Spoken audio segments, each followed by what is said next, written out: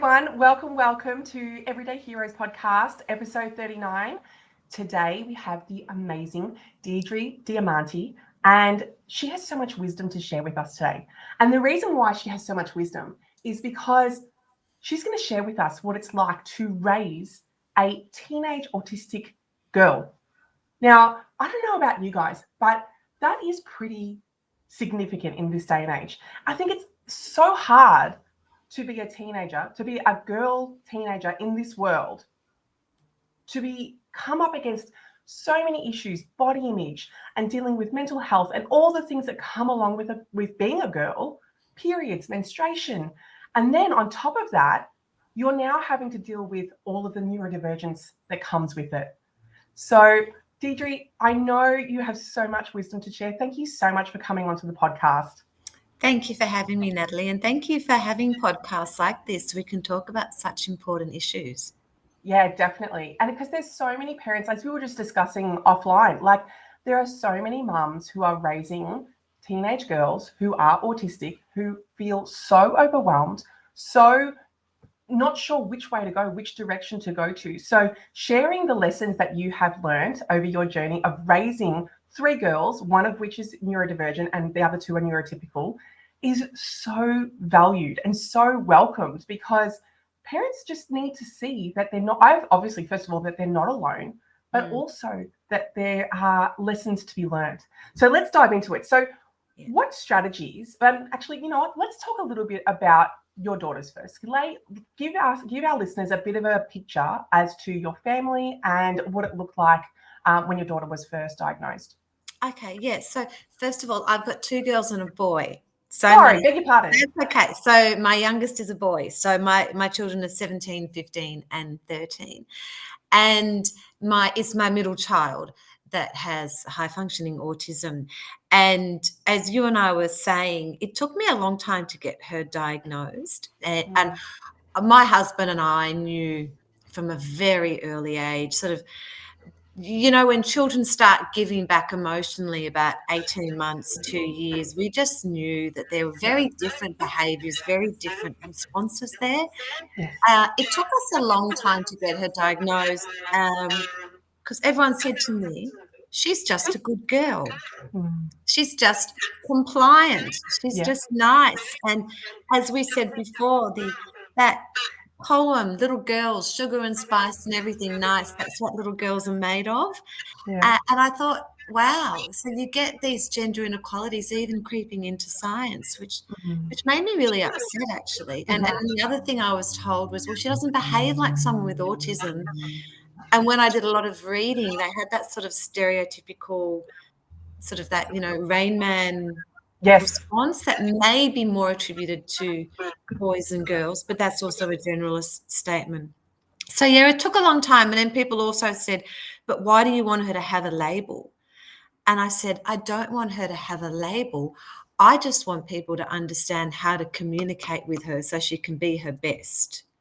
Because that's for us what it was always about. It wasn't about there's nothing. I've never said to my daughter, there's anything wrong with you. I've just said, your beautiful brain thinks differently. And I just need to know how to communicate with it. And I want your teachers to know and your grandparents, etc. So it was a long journey. But finally, it was about grade 1. Sounds finally, but it was a long journey before that we got her diagnosed, and we had a fantastic psychologist, pediatrician, and speech pathologist that worked really well and supported her through that. That's so amazing, because far too often we see girls, I have met so many clients of my own who aren't diagnosed until in their 30s, right? They are, you know, gaslit by doctors. They are told that they are depressed. They need to go on antidepressants. They need to go on all these other things, everything but, you know, whether it's ADHD or autism. And my heart breaks for these women who feel like there is something wrong with them when there is absolutely nothing wrong with these women. Are beautiful, young, they're beautiful women, and they were beautiful children. We need to shape our environment a little bit better. So what strategies helped your daughter to stay in control at school? Yeah, so there were a few. The first thing I should say, just in response to what you said, the pediatrician and a lot of doctors since have told me how important it is to have girls diagnosed before they go into puberty, because if they can get these controls early on, it helps. And I mean, my daughter also has melatonin, which is not strong medication, but getting her into these cycles and habits before puberty is so important. But so during primary school, she used to carry around the little pencil case, and in it, it had all these little tokens. So, for example, she agreed with her teacher that if she was sort of spiraling out of control internally, if she was feeling that she wasn't in control of her situation, she would put like this little rock on her desk and her teacher would see it. In her pencil case, there was also some Barbie shoes, and it would remind her that if she's feeling out of control, she can go outside and have a walk. There was also just like a toy mobile phone that if she was feeling out of control, she could ask the teacher to talk to me. So there were all these different hints in her pencil case, and she would carry it around religiously, just to help her, I guess, manage anxiety. Anxiety has been such a huge part of what she goes through. And that was one thing. There were so many other things. The teachers, once she was diagnosed, were really good in putting up the schedule on the board. If it changed, they knew that there were a number of steps to take her through. And then there was this little thing that she and I worked out, which she still does now, to write me letters. So sometimes she can't express how she feels, and I'll find these letters that pop up on my bedside table. And Natalie, they break my heart in terms of what she's saying in them, but it's her way of telling me what she's going through and trying to make sense of it all. So they're just some of the things that we use through primary school. There were a lot of different controls and mechanisms. I love that she has all of those tools, but the note, like the letters, oh my God, I don't want to cry because I probably will. You know, it would be so difficult to read those words. But I'm also so grateful that she has that as an option, right? I think about, my autistic boy who, we don't have conversation yet. And so I'm sure there's so many things that he would love to express that he can't. So I love that she had the ability, like even if it wasn't spoken, that she was still able to validate and also advocate for herself. But however that looked. So I love that. Were there any supports at home that you were putting in place? So it's interesting. I mean, we didn't realize it, but she was using her older sister as a support. The pediatrician calls it emotional scaffolding. And her older sister's name is Ava. And it was actually no coincidence that her best friend at primary school was also called Ava. But that took its toll on her older sister as well, because, with high functioning autism, she didn't understand why the behaviors were expected, but she knew how to mimic the behaviors. And so that's why her sister provided such essential support. But there were other things, like we knew from a very early age that when she came home from school, she needed just to have half an hour or an hour on her own. And I'm normally really quite strict about screen time, but I had to relax that for her. I needed her just to escape into her own world. I need to keep a very, very ordered house. There are things that will just she can't cope with. So those sorts of supports we had to put in place from very early on as well. I think an organized house, though, is just so much easier. I feel like even, as a neurotypical, if there's any, like too much clutter, it just clutters the mind. Like I find it hard to then manage what's going on because it's just stuff everywhere. And obviously with young kids, it's going to happen, right? It's going to happen, but with her, it's worse. Like you notice with her, one or two things are out of place, and all of a sudden, it just completely consumes her. It distracts her. It gets her so overwhelmed as well. There's lots of things which I'm sure you're aware of. which I'm glad that you pointed out, because it's not something where it's like a cluttered house, like I was just saying. It's like that one or two things that are out of place, and that routine then isn't met, and that's really hard to manage then, because then obviously there's a lot of pressure on yourself to make sure that everything is in its place. Did you find that hard and overwhelming? Oh, absolutely. There's a lot of things about my beautiful girl that I find hard and overwhelming. There's so many things that I just take for granted. And for someone that's so intelligent, I sometimes say to her, darling, that's really dopey. And then I think, oh no, I can't, I shouldn't say that. But there are so many things I take for granted and she just can't do or she can't see. And I just have to, thankfully, I have a husband. I think it would be very difficult to be a single parent with a child, a neurodiverse child, because you have to have patience and understanding. And so when I run out of patience, my husband's there. And I just think it would be very, very difficult to be a single parent and to just have that patience. 100%. I definitely have a few clients that are single parents, and I tell them consistently that I take my hat off to them, because Absolutely. like my husband went away for work. This was ages ago. He went away, and Deirdre, I was not coping. I was like, this is not working. I can't do this for 2 weeks, let alone do it forever. And it's brutal. And I think that women who are doing this on their own need to be given, not only do they need to be given multiple weeks of respite, but they also need to be given an award. Like they should like be recognized for like heroes of like what they're going through. So let's move on to menstruation and periods, because this plays a big role even in a typical child, a typical girl. How did that play out for your daughter, for your autistic daughter? Was there big mood swings? Were there big changes in her? How did she present? And what were you doing to sort of help and support her? Yeah, so as I said at the beginning, the pediatrician warned me about how difficult all of those hormonal changes would be for her. The physical aspect of having her period, she was fine with. I think there are many blessings about having autism for my daughter, because she doesn't like mess. She doesn't like feeling uncomfortable. She just coped with it immediately because she put her own strategies in place. It was like when she was toilet training. She literally, we were in Kmart, she was about 2, she took off her nappy, she took some undies off the rack, put them on, said, I don't want to wear wet nappies anymore, and she toilet trained. That is incredible. That is amazing. I know. I say to her all the time, darling, your autism is a superpower. So yeah, she toilet trained in a week, day and night. So the physical aspect of having a period, she had no problem with, because that was something she could control.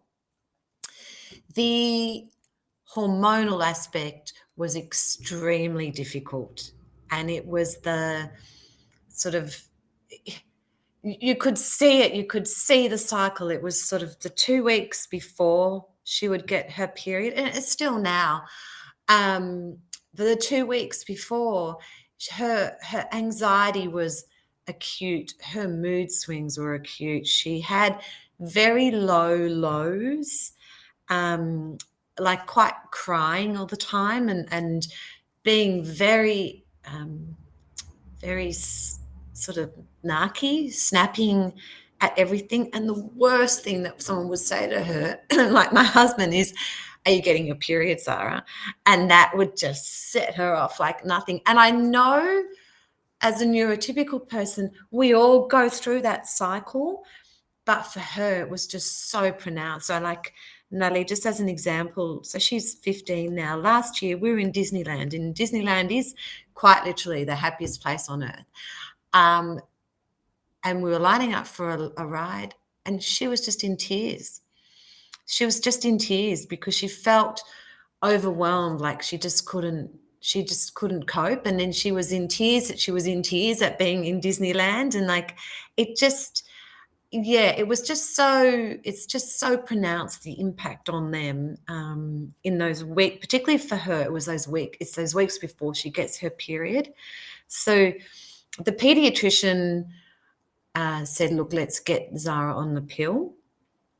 So we did put her on the pill, which did it did help the hormone swings, but she started to put on weight, and her inability to control her weight outweighed the other changes. So we went off it, and yeah, that was actually making her feel worse. That lack of control again. Yeah, and so on that, have you ever spoken to people like a naturopath or a kinesiologist or someone to sort of manage the hormones outside of the pill? No, but that's something that we should be doing. But no, I haven't.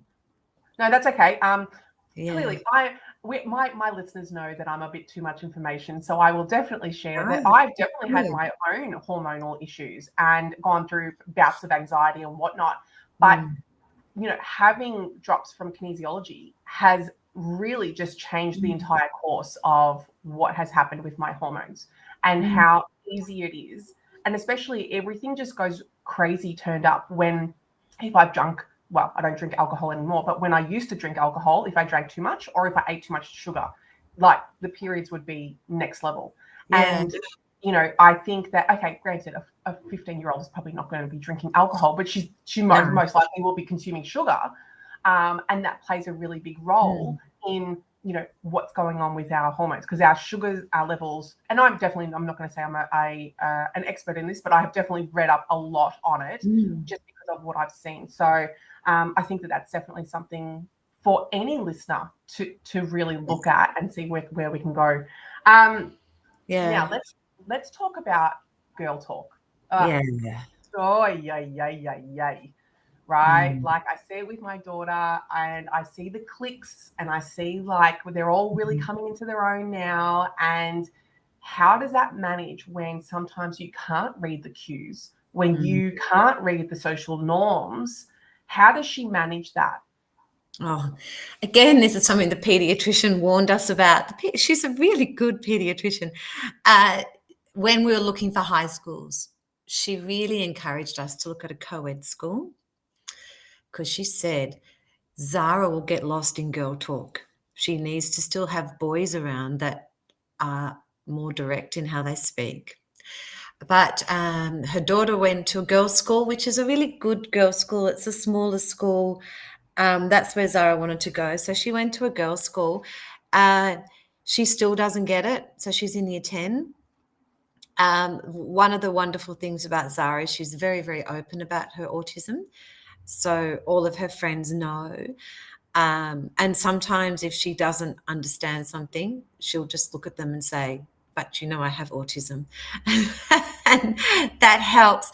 But she's got into so much trouble. She doesn't understand the unspoken words. So girls, when they talk, it's as much about what they don't say. You know, when they say, you know, when they look at you and you've just communicated a whole nother 2 sentences. Zara doesn't understand that. She has to view that what you think is what you say, and that you be honest, because honesty is the right thing to do. And so she'll hear girls talk about someone, and then she'll go and tell that someone what those girls have said. She came home one day and told us what she did. And my oldest daughter's like, oh my God, Zara, you cannot do that. Like, so she doesn't get it. She finds it difficult. She finds it exhausting. We've sort of had to increase the dose of melatonin to help her sleep, because I can see her processing it. I can see her getting home and processing it. She'll often talk to me about it. That's probably, as a parent, one of the frustrating things I find with children with autism. They will ask you the same thing 10, 12, 15 times in a row or in different ways, just so they can understand it. So we have to dissect a lot of conversations. I have to tell her what they mean. So there's a lot that she's having to cope with, as well as having to cope with schoolwork. But I think we're lucky. so many schools have counsellors now. So Zara will just check in to see her school counsellor every week. And she's got a good group of friends that just understand her. But yeah, that girl talk it's a minefield for anyone, let alone someone that doesn't understand all those nuances. Yeah, definitely. It's crazy. Like, and it's so different. When I went to school, I think that times are very different now, right? Like, showing my age totally, 20 years ago, like it's so different to what it was or 25 years ago anyway. But just to be in a classroom with girls, and what did those relationships look like, and what were the topics that were being spoken about versus what was happening now. We didn't have social media, we didn't have Facebook and Instagram, we didn't have to like always be looking our best, and like Lord knows I wore some seriously daggy outfits in my time, and it's Me too. Me too. It was a different time. So my heart is heavy for these beautiful young women who are going into high school, not really sure of the lay of the land, not really sure how we're going to manage this, but having the courage to still do it, right? Still get up every day and still go, even though it might be overwhelming and scary. Yeah, and I agree with you. I think for any child, the world is a very difficult place. And so many children have anxiety, and I think there's a lot of reasons for that. That's why I think it's good schools have counsellors. I do think that the schools are a lot more accepting of neurodivergence now. So I know that Zara is given an extra 10, 15 minutes for every exam that she does.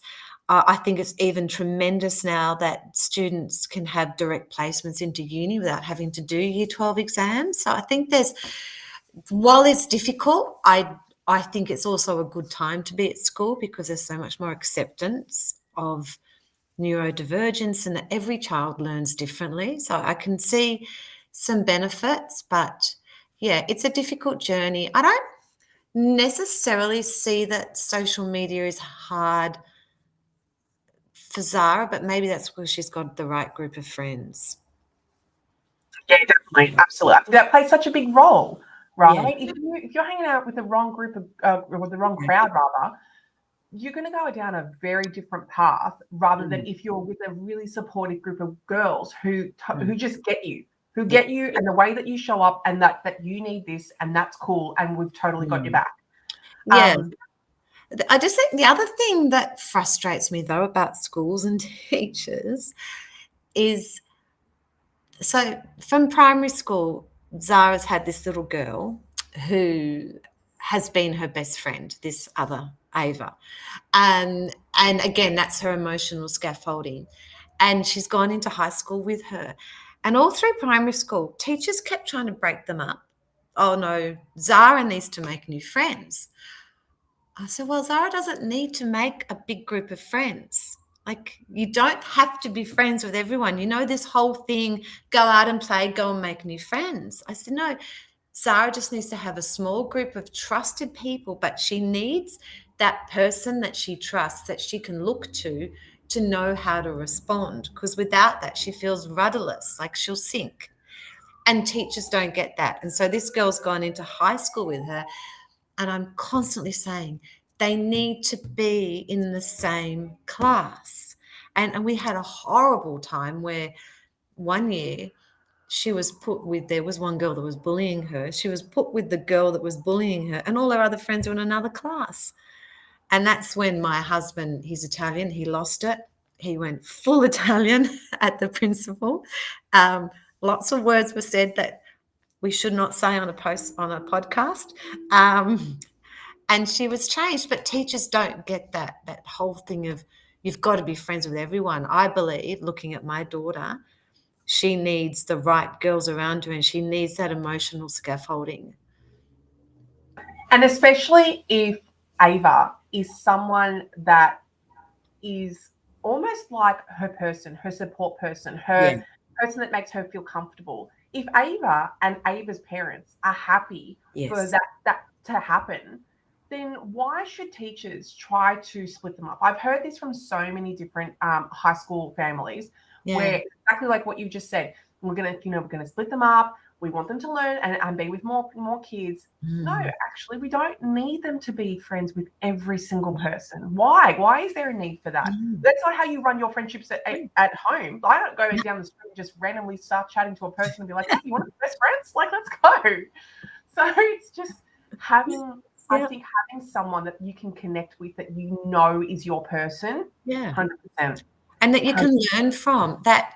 I love those words, emotional scaffolding, particularly for people with high functioning autism that know they're expected to behave in a way. They know there's expectations.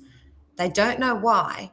So they've got to pick up clues, and they're only going to pick up those cues and clues from people that they intrinsically trust. And I think that's the part that the teachers don't get. Actually, I've said, Deirdre, that I would love for schools to actually do personality test profiles for all the teachers and for all the students, and then to like marry them up like we do in like corporate, marry up the right teacher with the right student. And I think that you would find such a different cohort of students. Like I'm no genius, I can tell you that right now, but like I have seen enough to say it makes sense for the teacher to be with a student that's going to learn from their style versus being with a teacher being with a student who's got a completely different style, right? It doesn't make any sense. So that's a whole another topic. It's a whole other topic. Yeah. So what's helped your daughter to feel, I guess, more connected when it comes to friendships? Is it that she just like that her friends just get it, or is it more than that? So that's a really interesting question. I think for Zara, because if I just take a step back, so there were 7 or 8 girls from primary school that went into her high school. She's probably only really close with that one now, Ava still. I think because she attached herself to some of her friend group expanded based on Ava's friends. I think for her, it was really the ones that responded to her honesty. As I said, from very early on, she was upfront. Like I was actually a bit nervous, but she said, "Mum, I just want to tell the girls that I have autism." I was nervous because I didn't know how these girls would respond because I didn't know them. This was in year 7. But I think for her, being able to then select her friends based on their response to that, like the words that they gave her, and they're pretty cool girls. Like they're good girls. So I think that's sort of how Zara has formed her friendship. She's got a sort of reasonable sized group, but she's very close with maybe 3 or 4 of them, which I think is good. But it's that honesty that she can just be her authentic self, which is what we all want, isn't it? And I think that that's so important. I think that as a society, sometimes we're almost taught to sort of shun or hide that diagnosis and to sort of just to appear typical, to appear that everything, we've got it all together and like we don't want to be outside the box. And I see that a lot with European families, right? Don't mix the boat up. Like we just want to act like we're normal. Well, like Lord knows we're not. What is normal these days? I don't actually know, and I hate the word. So I just think that being honest, it's like, yeah, cool. I'm Greek. Great. I'm going to be proud of my heritage. Great. The other person's going to be autistic. Great. Let's embrace you as well. Like, and I think that by having that honesty, I would suspect that those girls then provided some like a sense of security and safety that if Zara ever got into a position where she was being bullied, she knew that these 3 or 4 girls had her back regardless. Yeah, I mean, there have been times when it hasn't worked. So I actually had to take her out of dance because the girls there were bullying her. And it was just, I could see the week before her dance lesson, her anxiety was just through the roof. Like there were times when she just could not cope with the girls that just didn't understand and sort of made fun of her. So she's now doing football, and those football girls are just so cool, and they're just so welcoming and warm. I love it. I love watching girls play football. Yeah, so you're right, and never once have we ever said to Zara there's something wrong with her, because there's not. I've always just said it's just There is nothing the way wrong. your brain works, and so often it's a superpower. I mean, yes, sometimes we laugh because she'll just, yeah, she'll just do things. I'm like, wow, I can't believe you said that. But yeah, it's just a different way of thinking, and I think as when society understands that, we will be a better society. Yeah, definitely. So Mm. that's a good segue into AFL. Does that really regulate her? Is that a sport that feels like she has found like her footing in? Because not all, Mm. like you were saying about the sugar and spice and all things nice, you know, we're expecting these young girls to be in dance and to be in tutus and to Yeah, do all the feminine things, but we're not all wired like that. So no. then, you know, is AFL a sport where she can really truly shine and be her best? Yeah, yeah, it is. It's so welcoming, Natalie. I like my daughter is a girly girl. She likes wearing pretty things and being pretty and doing pretty things. Like she's a girly girl, but she has just taken to football. She likes football. She likes watching it on TV. But I think the ability to be outside, running around, being physical, hip and shouldering someone, tackling. I think it's just that outlet which is so important. And I mean, I've spoken to a lot of parents of a lot of different clubs. I just think girls that play football are nice girls. I mean, again, it's a generalization. I get that, but they're just more accepting. And someone said it to me only yesterday because she'd just finished dance, and she said, yeah, but girls that play football have to play in a team. They have to work together. Whereas girls that dance, it's a very solo effort. It's always about outshining someone else. And I thought, well, that's true. And I think girls that play football are still that minority. So they band together and they welcome people in. But yeah, I think it's join your footy club, join that community, be part of a community. It's just wonderful. I'd also love to know from Zara's point of view if playing Mm. footy, because it's always on the go, like you said before, like the hip and shoulder, Mm. does the anxiety cease to exist because you've got to be so Mm. present that you don't have time to be anxious because you'd be like, okay, well, where's the ball and who have I got to, go after and get, clearly I'm a very AFL kind of chick, not really. So, I think that would be an interesting thing to see whether her anxiety levels, is that the Mm. case? Like, do you see her anxiety levels decrease quite a lot after she's played footy? Yeah, oh, absolutely. And I mean they decrease. She then will spend the whole week every night that week practicing kicking or goal kicking or something. So she wants to be very good. You've got that added pressure of not wanting to let the team down, but it does help. Being out and about, running around, it absolutely does help. Yeah, I love that. I love that so much. I love that for her. I love yeah. that she has found her spot in something, in a sport where she feels like she can truly shine. So that's amazing. Yeah, it is. Before we get into rapid fire questions, Yeah. are there anything else that you wanted to add in? No, I mean we've had some really good conversations. I guess that's what I really just wanted to talk about with girls. It's important to get them diagnosed before they go through puberty. Puberty is rough on them, and Zara's still going through it. Um, I I think any mechanisms we have just to keep talking to our daughters about how they're feeling as they're going through this, um, being really open about the conversations that they have with their friends. So um, I don't want Zara to ever hide anything from me. One of my biggest fears for Zara is because she craves compliance, she hates arguments, she hates anger. Um, I do get fearful that she could get bullied or taken advantage of. So maintaining that ongoing and open conversation. Which is not different from any other girl, but I guess it's just heightened. So, no, there are the things that I pretty much wanted to cover, Natalie. That's perfect. I think it's so important to have this conversation, to share what you have gone through, because so many parents, like I said at the beginning, they're feeling overwhelmed, they're nervous, they're worried.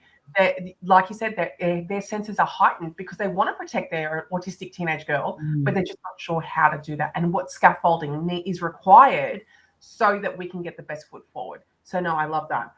Okay, let's go. Rapid fire questions. Okay. What is the best piece of advice that you've ever received as a parent?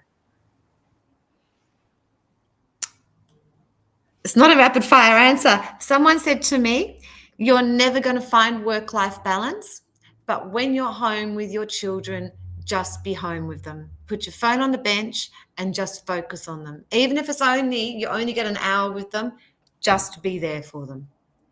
No, I love that, because we're consumed by the phone. I feel like, We're busy. We're so busy all the time. We do so many different things. And if we come home, we do cleaning or we do this or we do that. But no, it's just sit and be with them, talk to them, watch TV with them, play with them. Yeah. Oh, I love that so much. Is there a sensory tool or strategy that you swear by for Zara? For Zara, it's writing. So the way we got through to the letters was because she would just write how she was feeling down in a book, and that again came from the pediatrician. So for her, it's writing, just writing how she feels, and then giving me the letters if she wants to or not, but just having her ability to process through writing. Yeah, I know. I love that. I think that's so important, because I do often see children, autistic children, who, boys or girls, where the environment is just so much that they go mute, right? And I'm not necessarily talking about selective mutism. I'm just talking about that they just don't have capacity to use their words. And so writing just becomes such a savior to be able to share that. So I love that. How do you handle moments of overwhelm or doubt?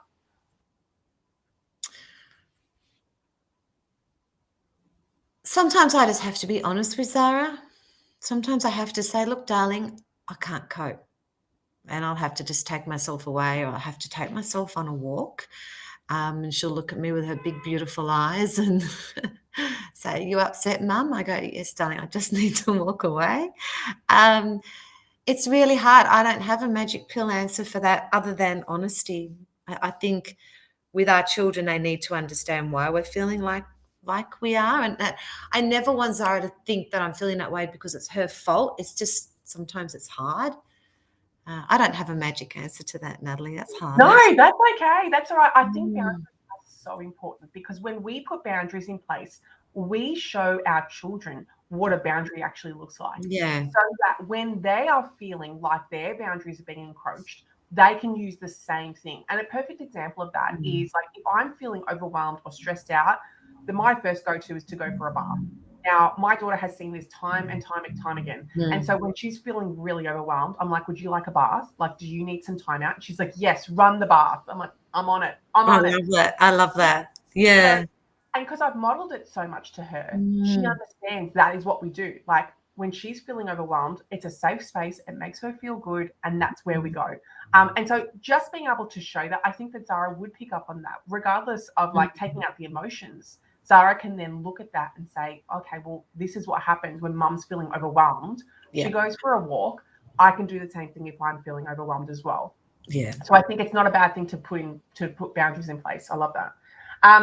Is there a book that you would recommend? I'm sure a lot of people have spoken about it. All Cats Have Autism. Yes, I know that one. Yes. Yep. Yeah. And again, it's interesting. My daughter adores cats as well. But I just think it's a really good book. Zara read it in grade 4 or grade 5. And then my children, I gave it to my eldest daughter, not my son yet, but yeah. I'll link to that in the show notes so that people can grab a copy if they wanted to. And the last thing is, if you could go back and redo anything, and you might not want to, maybe you don't want to redo anything, but if you had to, what would it be?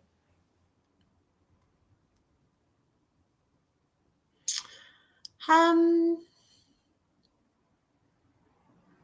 Perhaps I would have researched or spent more time pre-puberty on that impact, because that has been really rough on Zara. As I said, the pediatrician even warned us, but I didn't do anything about it because I guess I still put my own lens on it. Well, I was fine. Why won't she be fine? Which is the wrong thing to do. So I would like to have been more prepared, and like even like you were talking about, like a naturopath, or what are other ways to help her get through those hormonal changes more. I was more prepared for the physicality of having periods, but not that emotional journey. Yeah, no, absolutely. And it's just such a rigmarole. Like how many women girlfriends of mine who have said, like, like you said, the first, like the 2 weeks leading up to the period is, a non-negotiable. We're feeling sick, we're feeling overwhelmed, we're feeling yuck, our boobs are sore, like everything is going on. Then you go through the week of the period and you've literally got 1 week where you're feeling like somewhat okay. I'm like, I know. come on. You're feeling normal. Yeah, I'm gonna do better than this. Oh my gosh. Deirdre, thank you Yeah. so much for your time. I have so loved and enjoyed our conversation. You have shared so many wisdoms, and I know that so many people will listen to this and garner so many gems, because this is what they need. They need the spoken word from people who've been through it, who've done it. So thank you so much for coming on. Thank you, Natalie. It's an absolute pleasure. Thank you. Thank you. All right, take care. You too.